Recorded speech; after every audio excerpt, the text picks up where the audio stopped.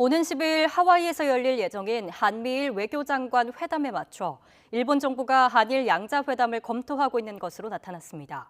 사도광산의 세계유산 등재 추진 등 일본의 역사 도발이 한미일 공조에 악영향을 주고 있다는 부담을 덜기 위한 행보로 보입니다. 도쿄 이경화 특파원이 보도합니다.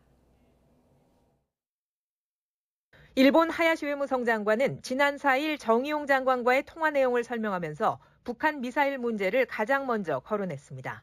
그러면서 한일 그리고 한미일 협력의 중요성도 강조했습니다. こうした活動が日本、地域、国際社会の平和と安定を脅かすものであるとの共通認識のもと、北朝鮮への対応について日韓、日米間で引き続き緊密に連携していくことを改めて確認をいたしました。 이번 전화 통화는 일본 측 요청으로 이뤄진 것으로 알려졌습니다.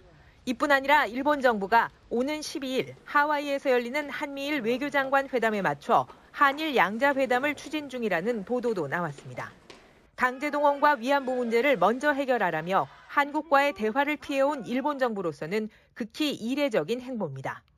이런 태세 전환은 사도광산을 무리하게 세계유산 후보로 추천한 데 따른 부담으로 풀이됩니다.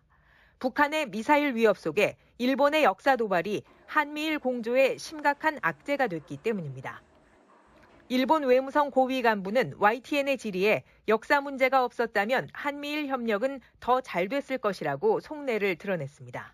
그러면서 두 나라 간의 여러 문제가 조속히 해결돼 한미일 협의가 전면적으로 이루어지기를 희망한다고 말했습니다. 일본 정부는 사도광산 문제를 놓고 한국과 대화하겠다는 입장을 거듭 밝히고 있습니다. もちろん韓国には独自のこの意見があるということは承知をしています。だからこそ冷静で丁寧な議論、対話を行っていきたいと。 미국도 최근 양국 외교장관 통화에서 한일 문제를 거론한 것으로 알려져 일본의 부담은 커진 상황입니다. 미국을 향해 한일 관계 개선을 위해 노력 중임을 보여주는 데 그칠 수도 있는 만큼 앞으로 일본이 내놓을 구체적인 제안을 지켜봐야 할 것으로 보입니다.